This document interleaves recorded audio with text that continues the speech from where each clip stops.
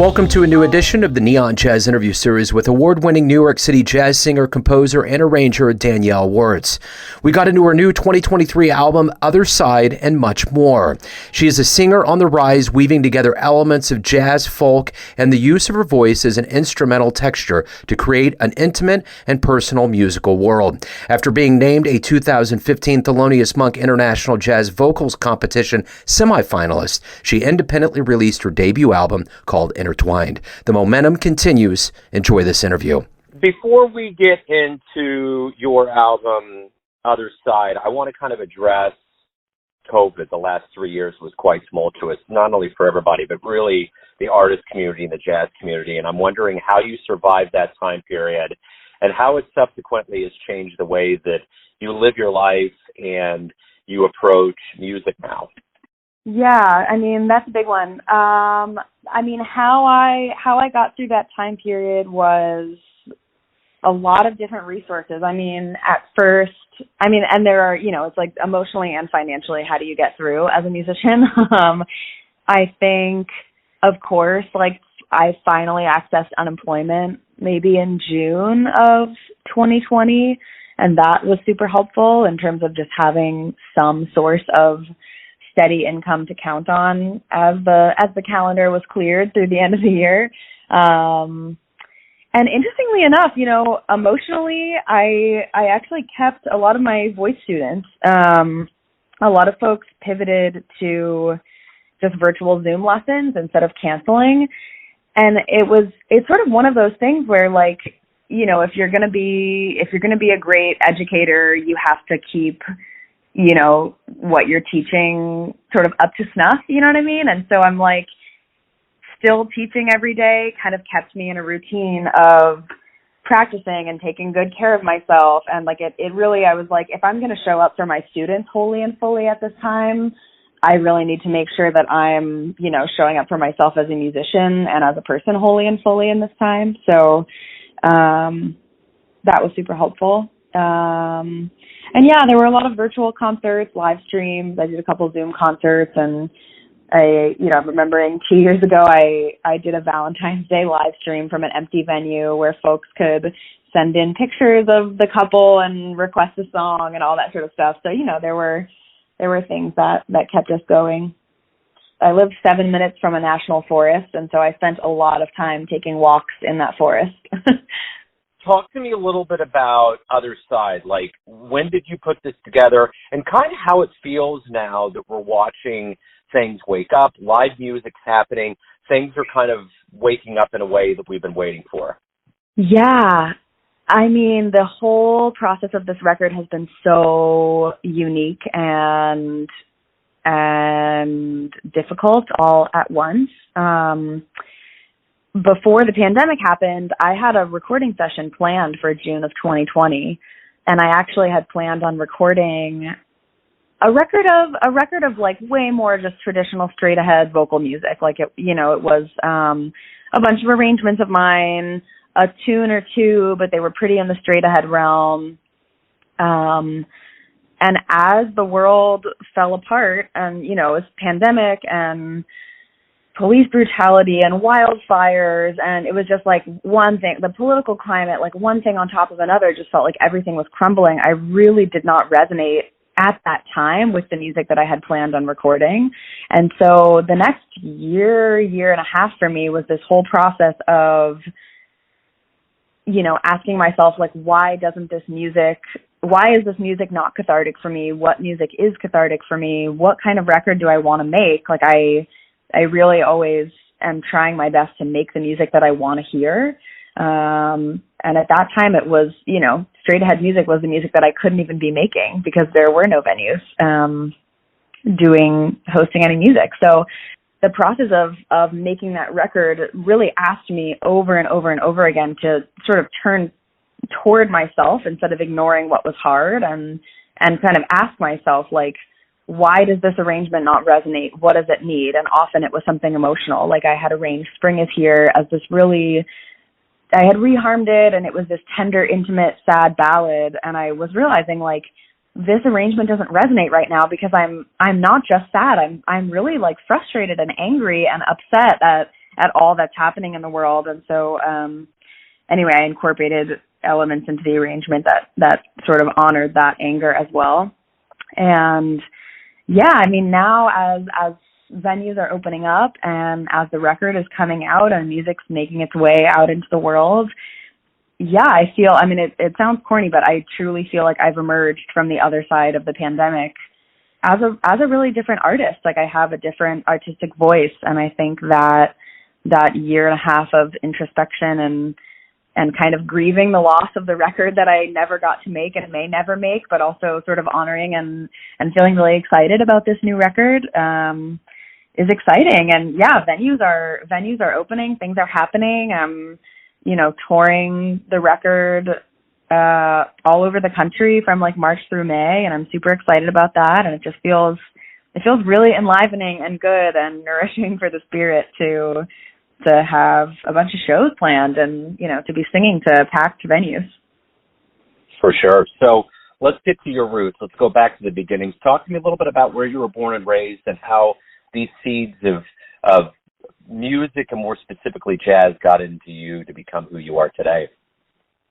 Yeah, I grew up in Falls Church, Virginia, which is right outside of D.C., and my parents listened to most kind of music, really except jazz. Now they do because I'm a jazz musician, but when I was growing up, it was everything from classic rock to Debussy to show tunes. And my mom is super into theater, and so from like musical theater, and from fourth grade to about eighth grade, I sort of thought I was going to pursue some sort of musical theater path.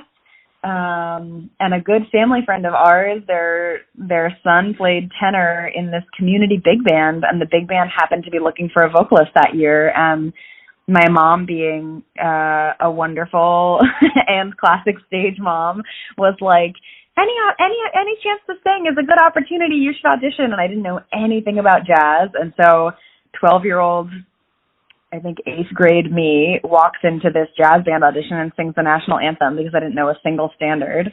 And they were like, honestly, you sound great. If you're going to join the band, though, here are these like 6 records you need to start listening to. And I mean, from that moment, I totally fell in love with it. Like they gave me a couple Ella CDs, and of course Sarah and Billy, and a Carmen record, and I was kind of hooked from there. And yeah, and I guess to kind of take that a little further, the baton further, what was the first live show that really blew you away, that made you either just wowed you or that made you think you wanted to do that with your life?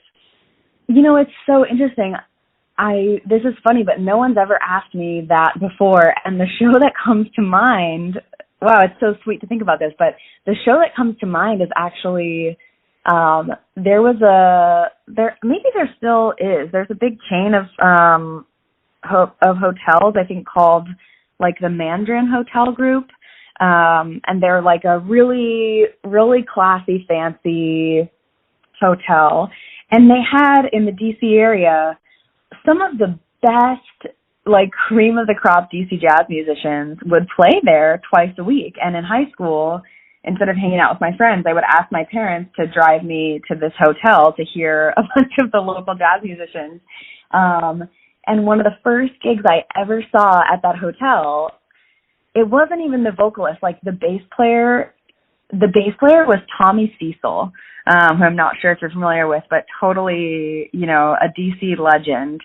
And I just remember not being able to take my eyes or ears off of the bass. And I was like, this has to be the rest of my life. Like, it felt so good. It swung so hard. I couldn't stop smiling. And, freshman year me sitting there with my parents, eating pretzels or whatever it was like, this is the coolest thing ever. I have to do this with my whole life.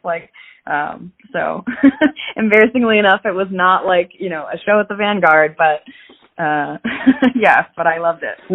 Yeah, no, and those are always so good to hear about local legends, because there's all of those that exist. I even know in Kansas City there was a drummer named Tommy Ruscombe that was one of the original guys that got me into it. He used to play, he was a legend here, and he could have, and I found this out later, he could have gone on tour with Stan Getz, but he liked the lower key life in Kansas City, wanted his quality of living to be good, and didn't want to fight for his rent in New York.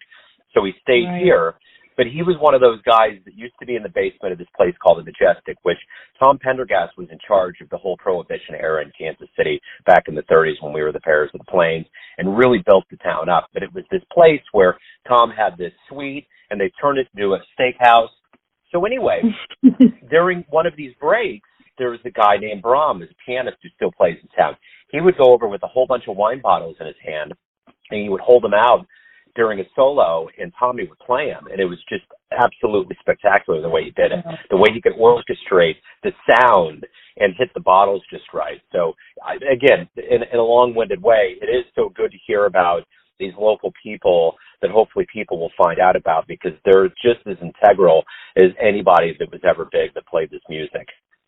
Absolutely, especially when influencing younger musicians, too. I mean, if you're just first learning about jazz and sort of just first attending some live shows, chances are you're not just going to walk into the Blue Note as your first ever experience as a jazz audience member, and so it really is important for the local scenes to be really strong. I always remember a musician, I believe it was Gerald Cannon, I believe? Well, there was a musician that told me that the very first time that he ever went and saw a show in New York, he walked up the steps outside, and it was in such shock he just completely fainted and fell to the ground. Like, his brain was so freaked out by the fact that he was in New York watching a show.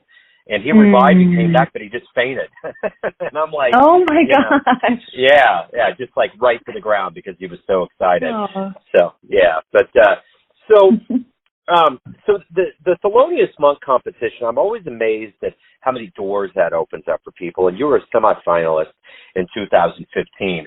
How many doors opened up? How many things started really kind of formulating for you after that? Funny enough, I don't think very many directly from that. I think my experience as an observer has been that a lot of doors open up for a lot of folks who place, for second or third, like who really place as finalists. But I was in that, like, the crew of 11 that goes to LA and performs and competes. But honestly, I would say maybe the doors that opened up were internal more than external from that. I was the youngest one in the competition that year. I was still in college. I was a junior in college. And a mentor of mine from the DC area, Lena Cycli, was in the competition that year as well. She was also a semi-finalist. And I think that was really one of the first times where I stopped questioning, like, am I really cut out to do this? Like, there are so many other wonderful vocalists who they improvise better, they sound better, they have better banter with the audience. There was all that insecure college stuff was happening there, and it was really one of the first times where I was like, wow, a mentor of mine and we're in the same competition right now. Like, that's, regardless of what happened, that was just such a validating feeling, I think. And maybe other doors that it's opened is I just built community there. Like, there's a few wonderful vocalists from that competition who I still keep in touch with. One, I ended up recording my first record a year later in Australia with a pianist that I went to school with in Miami, but I was in town in Australia, and I remembered one of the contestants lived in Sydney, and so I just sent him an Instagram message and was like, hey, I'm here recording a record. I have nothing to do for the next 3 days. Like, if you're around, like, let me know if you're playing anywhere or whatever. And so I've just kind of kept in touch with folks in a community-oriented way. There's another vocalist that I keep in touch with. I just moved to New York really about a month ago, I guess, and another vocalist from the competition lives uptown, and just like we went for a walk and hung out. It's just nice to have other vocalist community because we don't really end up on the same gigs, and so if we're going to build community together, it's going to be it's going to be on our own time and reaching out to each other. And this whole process of being a professional musician with all the things that go into it, what do you like the best about it? What do you look forward to the most? Honestly, I love I love learning and singing other people's music. I maybe am in that smaller crew of vocalists who, I often am the band leader. I often am, the one on stage who's interfacing with the audience and, introducing the tunes and stuff like that. But I am most at home, and I find most joy in bringing other people's compositions to life. I really love actually just being another one of the instruments in the band. One of my favorite projects I've been involved with is a rhythm section and saxophone and trumpet and me, and there are no lyrics, or there are lyrics on 3 tunes, but the rest of the time I'm another one of the horns. Or a friend of mine from the Bay Area where I lived for the last 5 years wrote a suite based on the poetry and sort of lines from playwrights of his grandmother and his dad, and I'm the one that got to sing all of that poetry that he wrote music to. So I actually like that most. I like singing other people's music maybe more than my own. Very cool. So very simply put, why do you love jazz? I love jazz because it's so intimate and it's so raw. I have this memory of sitting on the floor of my childhood bedroom when I was 13, listening to Duke Ellington's Melancholia on YouTube, when YouTube just started having it was the way to actually also listen to music and not just watch videos. And I was in such an emotional 13-year-old mood, of course. But I was just really sad. I just, as only a 13-year-old could, I felt the weight of the world on my shoulders at that time. And I just remember listening to Duke play Melancholia, and it was one of the first times in my life I really was like, someone who I've never met in my entire life knows exactly how I feel, because if I could have written music about how I felt in this moment, it would sound exactly like this. And I feel like jazz more than any other genre makes me feel really intimately seen. Yeah, I'll stop there. Yeah. Everyone out there has a perception of you, an idea of who they think you are, your family, your friends, your fans, but ultimately you live your life. What's your perception of you? Who do you think you are? That's such a good question. I think I have the spirit of a 70-year-old woman who loves nature. My happy place is, when I was living in California and I could wake up in the morning and go for a run in the redwoods and come home and, tend to the kale in my garden that I was growing and spend some time writing music and writing lyrics, and there's some sort of wise old hippie grandma energy that's who I think I really am. Anybody out there that wants to get the other side, figure out about any live shows, anything related to your world, where's the best place to go? My website, my Instagram, and my Bandcamp. There's a pre-order campaign happening right now on Bandcamp where folks can pre-order CDs as well as vinyl. There's signed vinyl, there's limited edition Icebreaker, a clear copy of the vinyl. If you want to find out tour dates where I'm playing, I have a Bands in Town account that's embedded into my website, so you can find out about that there. And I'm always posting about it on Instagram and Facebook as well. Wonderful. Danielle, thank you for taking time out to talk about the album and your life and music. I appreciate it. Thanks so much for having me. So great to chat with you. Thanks for listening and tuning in to another Neon Jazz interview, where we give you a bit of insight into the finest players and singers in New York, Kansas City, and spots all over the world, giving fans all that jazz. Thanks to Danielle for her time, energy, and cool. Find Neon Jazz archived interviews on Apple Podcasts, Spotify, or subscribe to us at YouTube. For all things Neon Jazz, visit us at theneonjazz.blogspot.com. Until next time, enjoy the jazz, my friends.